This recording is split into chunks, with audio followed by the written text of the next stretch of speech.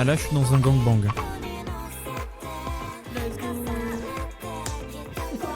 Skibidap ou skadap. Pardon, excusez-moi. Moi, je vais vous transformer en moussaka. Putain, il a skadouche. Cinévlog, enfin deuxième. Il n'y a pas réellement de numéro, mais chronologiquement c'est le deuxième. Où nous allons encore parler de 3 films que j'ai vus récemment, et pas trop récemment pour un, mais dont j'avais envie de vous parler. Et ces 3 films vont être Alien Romulus, Mikey 17 et Project Silence. Pour ce qui est du premier Alien Romulus, du coup, c'est un film que j'ai vu quand même il y a un bout de temps, mine de rien, je crois que ça fait 2 mois que je l'ai vu, 1 mois, peut-être un peu plus d'1 mois, parce que je me suis rendu compte qu'en fait, le premier épisode de Cinévlog a déjà 1 mois, je m'en étais pas rendu compte, mais d'accord, ok, c'est une série que j'avais dit potentiellement qui serait assez régulière, ne l'est pas du tout, bref, et donc Alien Romulus, film d'horreur de la série, de la saga Alien, du coup dernier ressorti. Avant, il y avait eu les nouveaux de Ridley Scott avec Prometheus et Alien Covenant, que en vrai j'avais bien aimé. Après moi, Alien, je suis plus Team Predator, voilà. Je suis plus Team Predator. C'est pas les meilleurs films non plus. Le 1 est vachement bien, le 2 pour moi est une pépite.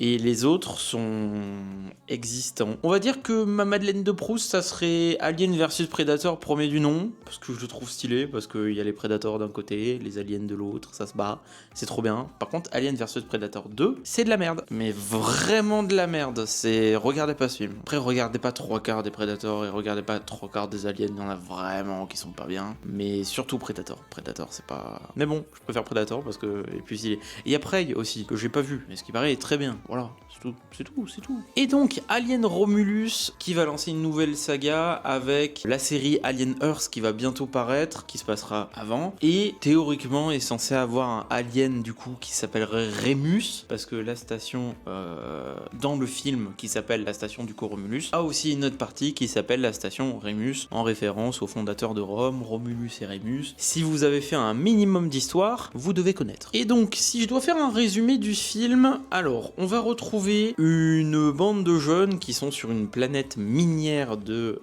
la Weyland-Yutani, qui est du coup l'entreprise Big Bad qui dirige le monde et 3/4 des colonies qui sont en dehors du coup de la Terre. Et donc, ils sont sur cette planète minière et la personnage principale qui est jouée par, attention, les noms ça va être compliqué, par Kaylee Spaeny et accompagnée de son frère cyborg autiste, qui est en fait un cyborg, parce que dans les aliens, voilà, il y a des cyborgs, sauf que lui a pas été codé jusqu'au bout, et du coup, il a un comportement d'autiste, hein, c'est vraiment ça, hein, c'est un robot autiste, je sais pas que c'était possible, mais ça l'est. Et du coup, on va les retrouver eux avec une bande d'amis qu'ils ont, sauf que la perso principale a genre fait normalement son nombre d'heures de quota depuis 4 ans de travail pour après pouvoir aller sur une autre planète, une autre colonie plus verdoyante pour relancer une nouvelle vie. Mais au final, bam, la retraite est décalée à 180 ans et du coup, elle est obligée de refaire le double d'heures, sauf qu'elle est en mode non. Et donc, des amis à elle lui proposent d'aller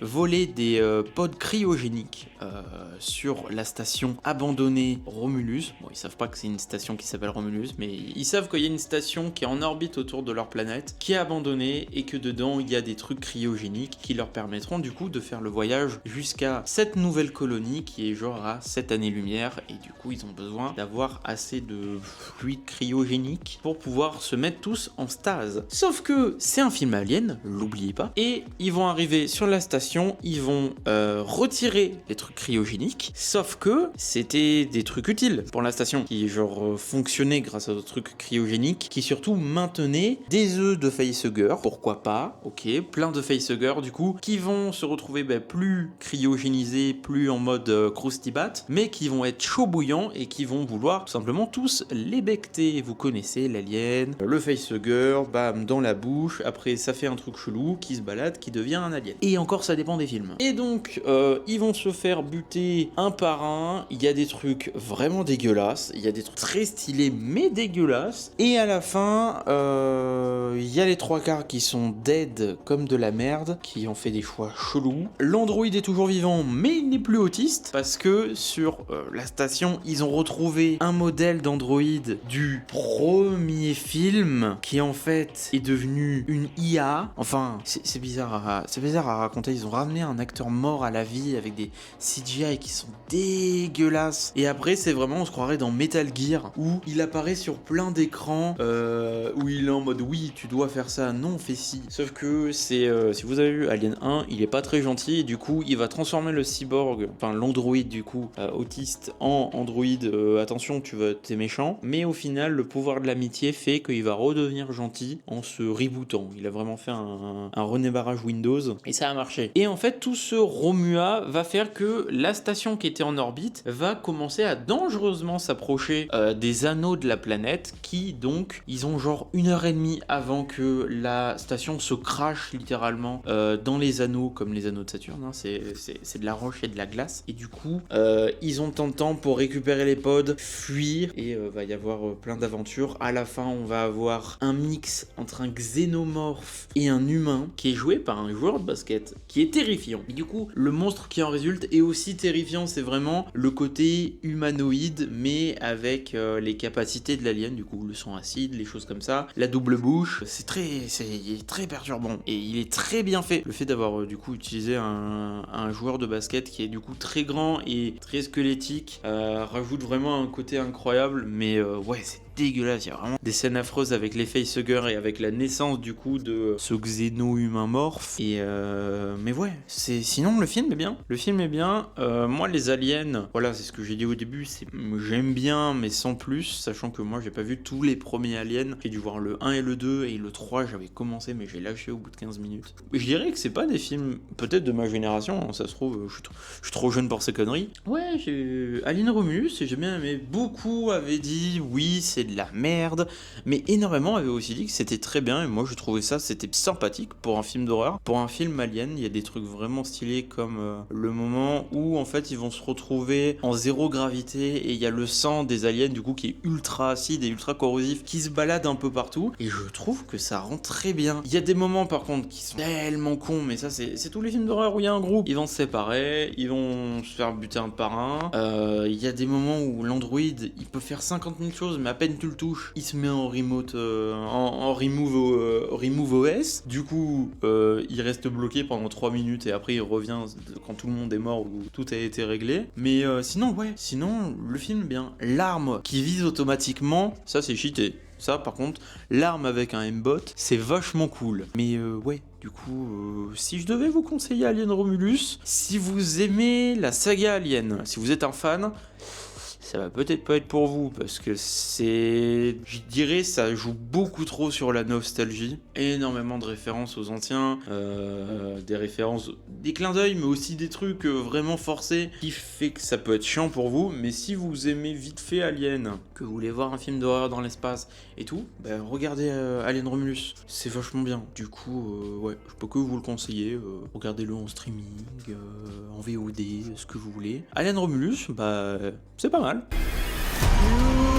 Collision prévue dans 5, 4, 3, 2,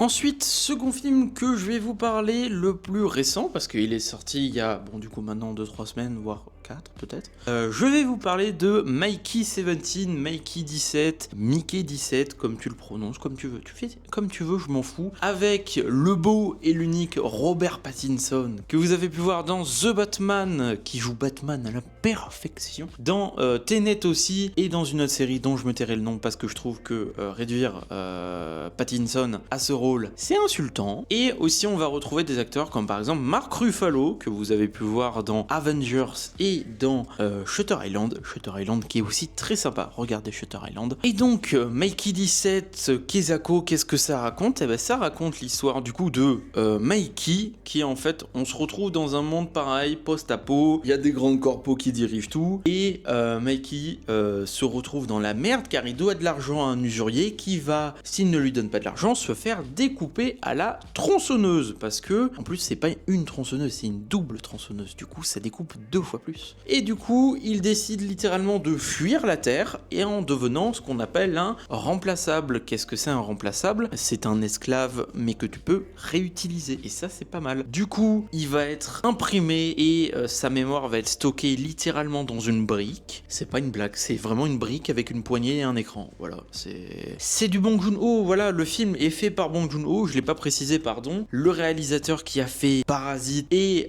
Snowpiercer, le transpersonnage. Je parle du film, pas de la série. Pas vu la série, j'ai vu le film, il est très bien. Il y a Chris Evans, il est très bien. Voilà, il y a Chris Evans. Pourquoi besoin de détailler de plus? Il y a Chris Evans. Bon, dans Red Notice aussi, il y a Chris Evans. Mais on va pas en parler. Et donc, Mikey, en fait, va se retrouver être un remplaçable, c'est-à-dire que dès qu'il va mourir, on va le réimprimer. Du coup, ça va donner Mikey 1, 2, 3, 4, 5, jusqu'à ce qu'on arrive à Mikey 17, qui va être abandonné et on va croire qu'il est mort, mais en fait, non. Et du coup, va se retrouver avec son double Mikey 18, sauf que Mikey 17 est un peu... il lui manque des balls, en gros. Et alors que Mikey 18, lui, va être littéralement, c'est le Batman, hein. C'est Robert Pattinson, il a repris son rôle du Batman, il est dark as fuck, il en a rien à foutre, il tente plusieurs fois de buter Mikey 17, et du coup, ils vont former un duo assez drôle quand même, on va pas se mentir. Et dans, du coup, cette expédition sur une nouvelle colonie, avec la faune et la flore de la planète qui, en fait, c'est Hoth dans Star Wars, vraiment, hein, c'est une planète de neige, il y a des gros trucs avec des poils, et du coup, ça va donner un conflit. Vraiment, le réalisateur a fait « Hey, c'est la Warner Bros qui me produit, mais ça m'empêche pas de leur cracher dessus. » C'est vraiment ça, c'est une parodie de la société américaine en mode oui, les autres, vous êtes débiles as fuck, mais attendez, moi je suis unique. C'est Mark Ruffalo, c'est un exemple de ce que pourrait être Trump dans le futur, je trouve, mais on va pas parler politique. Et Mark Ruffalo, il joue incroyablement bien, faut arrêter de l'arrêter à Hulk, hein, parce que malgré tout, ça a pas été son meilleur rôle, mais ça dépend dans quel film, dans quelle série on parle. Mais du coup, ouais, Mikey 17, c'est vachement bien. À la fin, du coup, il y a en fait toute cette espèce d'animaux qui sont en fait fonctionnent en ruche, et la fin est vachement bien. J'ai pas envie de vous spoiler. Là, c'est vraiment Mikey 17. J'ai pas envie de trop vous spoiler. Je vous ai déjà spoilé avec le truc de Mikey 18, mais regardez-le, il est vachement bien. Robert Pattinson, c'est un acteur que je trouve incroyable, qui malheureusement beaucoup l'arrête à Twilight, et c'est dommage. Ou à Harry Potter aussi, Harry Potter 4. Mais ouais, regardez Mikey 17. Le film se regarde bien, et j'avais un peu des a priori en mode j'avais peur que ça soit les bandes annonces le représentent très mal, parce que la bande annonce te promet limite un film d'action et tout, alors que il y a pas mal d'action, mais il y a beaucoup de réflexions à porter sur les humains, la colonie. Est-ce que utiliser littéralement des gens que tu peux ressusciter en les recopiant, est-ce que c'est éthique, est-ce que ça l'est pas? À un moment, il y a toute une partie où en fait on pose le problème des doubles, comme quoi il y avait l'un des créateurs du coup de cette imprimante 3D humain, hein, littéralement. En fait, c'était un tueur en série qui s'était du coup pas dédoublé, mais si dédoublé 3 fois pour que quand on l'accusait d'un meurtre, il puisse dire bah non, j'étais là, alors que c'était son double qui était en train de buter une personne, en train de buter des SDF en plus. Et ouais, la société, on vit dans une saucisse, hein, littéralement. Et du coup, ouais, Mikey 17, je recommande. Le film est incroyable. Le seul truc que je pourrais dire potentiellement de négatif, c'est que Mikey 17, putain, mais t'as envie de le frapper. C'est-à-dire que t'es en mode ouais, Mikey 18, bute-le au bout d'un moment, parce que putain, il ose rien, il a pas de balls, il y a pas de logique, c'est un peu rude. C'est vraiment no balls, no opinion. Alors à la fin, théoriquement ça finit bien, mais tu sens qu'à tout moment ça peut repartir en couille. Mais moi je dis que c'est une une bonne fin. Mais ça se trouve, j'ai pas la critique du cinéma, j'ai pas la critique de l'auteur. Je sais pas. Mais moi, en tout cas, je trouvais que c'était une bonne fin. Et du coup, Mikey 17, je vous le recommande fortement.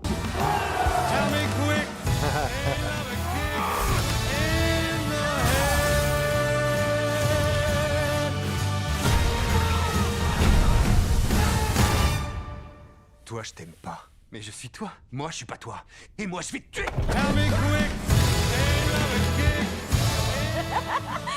Mais ça va être génial! Et enfin, pour ce troisième film, je vais vous parler du coup de Project Silence, qui devait être, sur les 3 films, celui qui m'a hypé le plus, mine de rien, parce que je suis un fan, mais vraiment un fan, du cinéma sud-coréen d'horreur. Alors d'horreur, oui, en soi c'est de l'horreur. Je kiffe Dernier Train pour Busan, #live, Peninsula, même si Peninsula, en vrai ça fait pas si peur que ça, mais c'est vachement bien Peninsula, regardez Peninsula s'il vous plaît, c'est cool. Mais ouais, le cinéma sud-coréen, dès qu'il doit faire des zombies, ça donne des pépites. Et là, c'est Dernier Train pour Busan avec des chiens, et sur un pont. C'est vraiment ce que je me suis dit pendant la moitié du film. En vrai, le film, j'ai aimé, mais vraiment le début, j'étais en mode, mais c'était vraiment Dernier Train pour Busan. Le personnage principal qui est joué par, attention, spoiler, je vais très mal prononcer les noms, c'est des noms sud-coréens, je m'y connais pas moi. Du coup, le perso principal qui est joué par Lee Sung-kyun, eh ben c'est le même personnage principal que dans Dernier Train pour Busan. C'est-à-dire, c'est un daron qui s'en fout un peu de sa fille.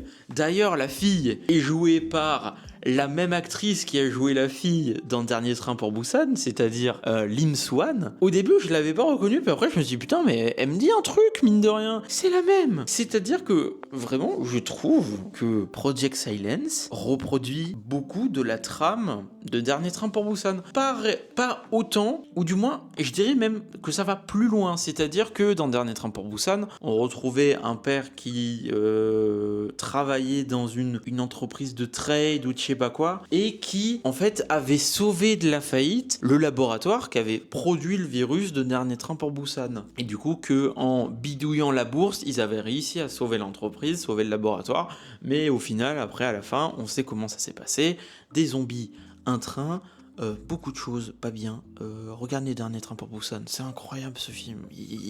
Il est incroyable. À la fin, tu chiales, mais trop cool, trop cool. Et du coup, dans Project Silence, ça va être pareil, sauf que là, on retrouve le père du coup qui bosse pour le gouvernement, et en fait, il se rend compte que c'est le gouvernement qui a approuvé le Project Silence, qui est du coup de faire des chiens en fait qui sont, alors je sais pas si c'est du génétiquement modifié, théoriquement si, mais qui sont aussi contrôlables parce qu'ils ont des puces à 2 mm sous la peau au niveau du front. C'est totalement con, foutez-le dans la nuque, pas sur le front, pas dans la nuque, c'est bien, pas sur le front. Vraiment au début tu vois un chien qui se frappe la tête contre une barrière et t'es en mode ouais c'est bon, c'est pour enlever la puce. Tu le devines à 20 km, tu sais même pas ce qu'ils ont comme puce, mais tu le devines à 20 km. Ils sont pas cons ces chiens dans ce film. Mais du coup, ouais, Project Silence, ça raconte l'histoire du coup, faire quand même un petit résumé, d'un père qui doit amener sa fille à l'aéroport parce que cette dernière veut partir en Australie faire du rap, sauf qu'elle rappe en coréen, et du coup t'es en mode pourquoi tu veux faire ça? Mais bon, son père a pas l'air d'en avoir à foutre grand chose, sauf que sur le pont qui mène à l'aéroport, qui est dans un brouillard pas possible, tu vois pas 50 mètres, va y avoir un accident parce qu'un mec est en train littéralement de faire un stream dans sa voiture de sport où il fait des zigzags entre les gens, spoiler, accident sur accident, voilà. Et au même moment, comme de par hasard, un convoi de l'armée avec plein de chiens à l'intérieur, des chiens bien sûr, qui au début sont tout gentils. Ils regardent, il y en a un bon qui se frappe la tête 25 fois contre une barrière, voilà, c'est ce que je dis avant, tu devines pourquoi. Et d'un coup, après, t'as l'armée qui décide en fait déjà de couper le réseau sur toute la zone du pont, comme ça tout le monde est encore plus dans la merde, hein. C'est brouillard, pas de réseau, c'est la Creuse. On appelle ça la Creuse, ou la Meurthe-et-Moselle, ça dépend, mais ouais. La Creuse. Il décide d'utiliser les chiens en fait pour qu'ils attaquent un mec de l'armée pour que en fait il les regroupe au même endroit. Il y a un hélico qui vient, qui récupère les chiens. Sauf que le chien intelligent, c'est-à-dire c'est un peu le chien alpha, il raconte à un moment donné que en fait c'est la chienne de base et ils ont cloné tous les autres et bien d'autres avant pour faire les expérimentations. Et c'est un peu leur daronne. Sauf que la daronne, elle en a un peu ras le cul de voir tous ses gosses mourir à cause des connards de l'armée. Du coup, elle a le seum. Du coup, c'est elle qui s'enlève sa puce, qui la contrôle normalement. Du coup, elle est incontrôlable. Elle fait de l'escalade pour atteindre l'intérieur de l'hélico, bouffe les deux mecs, et redescend alors qu'elle est à 50 mètres de hauteur. Rien à foutre, hein, la gravité.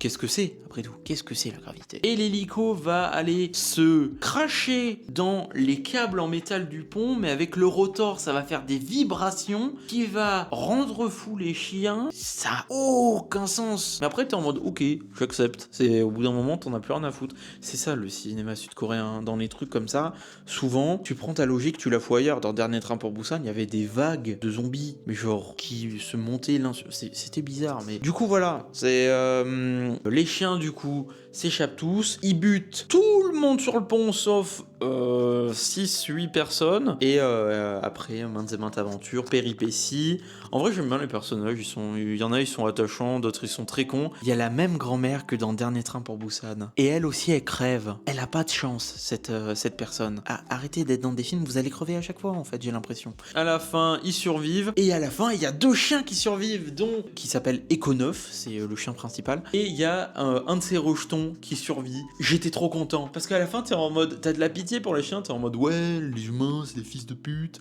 et t'es en mode ouais le chien survit, et du coup il survit, t'es trop content, et à la fin il y a les humains qui survivent, le complot est dévoilé, et du coup la fille au final ne part pas en Australie, elle reste avec son papounet, tout est beau, tout est bien, et Project Silence c'est vachement bien, c'est pareil. Si vous aimez le cinéma sud-coréen, foncez. Si vous avez aimé Dernier Train pour Busan, Peninsula, voire Hashtag Alive, allez-y. C'est pas des zombies, mais c'est dans le même principe. Ouais, c'est vachement bien, vachement con. Il y a vachement de moments où j'étais en mode ouais, c'est limite, mais Project Silence, bah, j'ai beaucoup aimé et je ne peux que vous conseiller, comme tous les films de cette sélection. Voilà, ça va souvent arriver, hein. Les films que je regarde la plupart du temps, je sais à quoi je m'attends et je sais qu'ils sont bien. Du coup, la plupart du temps, je vais vous les recommander en fait. Mais voilà, Project Silence, je recommande. Papa, reviens tout de suite. Tirez à vue sans hésiter.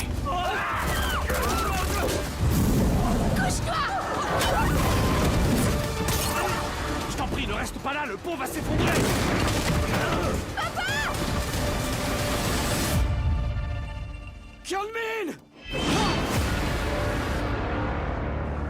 En tout cas, bah, j'espère que cet épisode 2 du coup de Cinévlog vous aura plu, j'espère que les films vous auront intéressé ou un minimum intrigué. N'hésitez pas à me dire si vous avez vu ces films, je trouve que pour les cinévlogs, l'interaction dans les commentaires est vraiment importante parce que ça me permet de savoir quels sont vos goûts, ce que vous aimez bien comme film et tout. Ça se trouve, ça pourra m'étayer à voir certains films, ça se trouve, j'en aurai rien à foutre, peut-être. Et du coup, voilà, je ne peux que vous conseiller d'aller voir dans les commentaires. Du coup, si la vidéo vous a plu, n'hésitez pas bien sûr, le j'aime, le commentaire comme j'ai dit, le partage et surtout l'abonnement, c'est ce qui me soutient le plus. On se retrouve pour une prochaine vidéo très bientôt, d'autres vidéos gaming, prochain cinévlog. Je vais essayer d'accélérer la cadence des cinévlogs, sinon un par mois ça va être vraiment long, sachant que moi j'avais prévu d'en faire un par semaine, mais un par semaine c'est pas possible. Mais voilà, on va essayer d'accélérer la cadence, j'ai pas mal de films à regarder, pas mal de films qui vont sortir. J'ai une grosse série qui va s'apprêter à arriver sur la chaîne, vous allez voir, je vous en parlerai. C'était Wernox, je vous fais des gros bisous, je vous dis à la prochaine, allez salut.